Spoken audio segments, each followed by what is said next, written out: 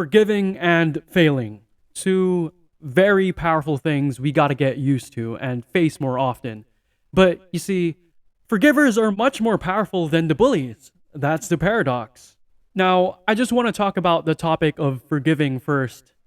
And for me, I think forgiveness in my mind means you're no longer torturing yourself over what happened. You're no longer making yourself wrong. You're no longer wishing it were any different. The power of forgiveness is to be able to move on in your mind and to have your heart heal. And as long as you're wishing that things were different, that thing that you were trying to forgive either in yourself or somebody else never happened, you're going to feel a tremendous amount of pain. And forgiveness is about freeing yourself emotionally, spiritually, physically, and mentally. And it's an incredible act of grace that you give to yourself. And so, if it's something little, I think it's easy for someone to forgive somebody and move on and conduct your life as if it never happened.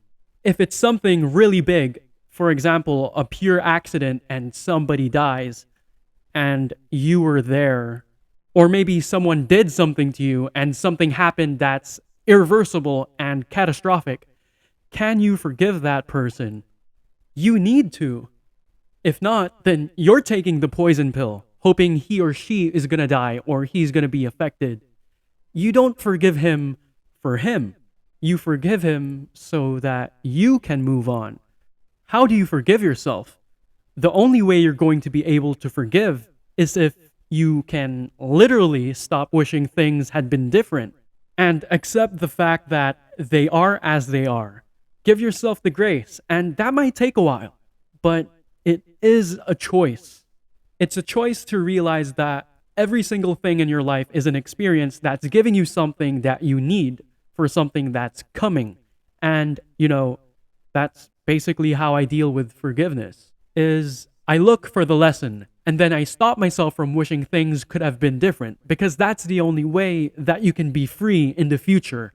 So I love David Goggins' analogy on this, and he says, when you're a runner, your right knee may hurt, but it's not your right knee that hurts, it's really your left hip. But you're constantly thinking about the right knee. You need to go back to the root of the problem, the source, which is your dad, your mom, that family member or friend, whatever the case may be. You gotta face the dragon in the dragon's lair protecting all the gold, and if you don't face it, that dragon's just gonna get bigger and stronger. So anybody that's dealing with failure, what I want you to understand is that you're dealing with the physics of the human mind. So understand that you're having a biological experience. Now, why would I want you to understand that you're having a biological experience? Shout out to Tom Bilyeu. But it's because I want you to understand that the brain reacts a certain way, and you can actually insert yourself into that and change your approach, framing, or the way that you react. And in changing those things, you will change not only the way you feel, but the outcomes you're able to get. And so I want to introduce you to Viktor Frankl and cognitive behavioral therapy. So Viktor Frankl said, between stimulus and response is a gap, and how we choose to react in that gap will determine the course of our lives. Now, if you don't know Viktor Frankl, he wrote a book called Man's Search for Meaning. He wrote that book after getting released from Auschwitz. This is a guy that survived multiple concentration camps, and he was a neuroscientist. And his ability to explain what is happening inside of the human mind during something that catastrophic is breathtaking. And when you realize that a guy that went through something that just seems unimaginable for a human being to endure, he says, the way that you endure it is to, one, find meaning in your suffering. So why am I going through all of this? What do I expect to see on the other side of all of this? Shortening the window of your suffering. This is a big thing in life. Learning to emotionally soothe. Whoever emotionally soothes themselves the fastest is going to win. Because you don't waste the week or the next month spiraling out of control, right? So if for me it takes 3 seconds to emotionally soothe, and for you it takes a week, you can imagine how much more progress I'm going to make in a year than you're going to, okay? So Viktor Frankl says, we've got that gap. So how do we go ahead and widen that gap? We're going to widen that gap with a little bit of cognitive behavioral therapy. Explaining in depth about cognitive behavioral therapy is beyond what I know of, and I can't explain everything about it. But what I can say is one of the most important things in CBT is pattern interrupting. So you know that these patterns aren't serving you. You know that spending a week not feeling resilient is a waste of your time.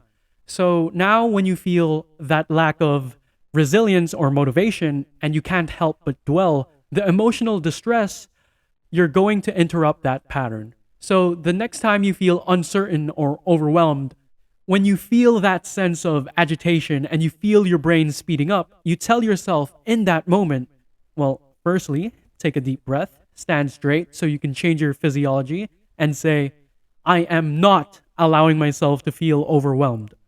And by saying that phrase, it interrupts the pattern. And the reason why it works goes back to the idea of you're having a biological experience.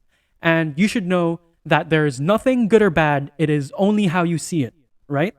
It isn't what's happening to you, it's what you think about what's happening to you. And now, all of a sudden, by reminding yourself you are not being overwhelmed, it is not something that's going to happen.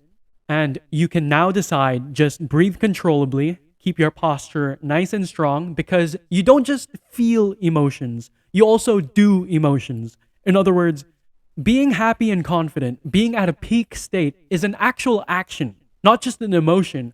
We feel a certain joy, a certain breathing in our body. Our posture alone, standing straight with our chest up, reduces cortisol, the fear hormone, by a significant amount. And when we combine that with our breathing and our mantra, in this case, I am not allowing myself to feel overwhelmed, it changes your neurochemistry. Depression and sadness is also something we do. We're more hunched over, our breathing is more shallow, right? What about our voice? Is it louder or softer? Softer.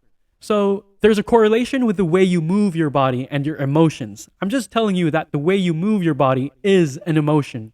So learning breath control and doing all these simple biohacks will physiologically, whether you like it or not, if you do it long enough, it will move you out of the sympathetic nervous system, fight or flight, into the parasympathetic nervous system, rest and digest. That is physiological. Now, you don't need to be wired differently than anybody else, or you're not particularly doing anything special, but it interrupts the pattern of escalation because you're thinking that you're in a state of being overwhelmed or uncertain and unnecessary stress. Like, oh my God, what am I gonna do? And in that moment, you do all those things we've talked about, and you tell yourself, I am not allowing myself to feel this type of way. I'm not going to spiral out of control. And then start thinking, you know what? This isn't actually as big of a problem as I thought it was. You know what? Failure is a part of the process. I actually need this to happen to me every once in a while to help me grow. And this isn't something I should shy away from. I do need a little bit of destruction and things not going my way. My very being and identity is tied up to self-development and improving my life. When you tie your ego into self-development, now all of a sudden, the pattern interrupt becomes, this is part of self-development. I don't mind that I failed, nothing to keep dwelling about. I'm going to learn from this. I'm gonna keep going. Matter of fact, what can I learn from this? What's the lesson here? And when you change your framing and you look at it like that, and you take advantage of the situation instead of dwelling about what you think is going on, everything is going to take care of itself. The chips will fall where they are. Peace and love.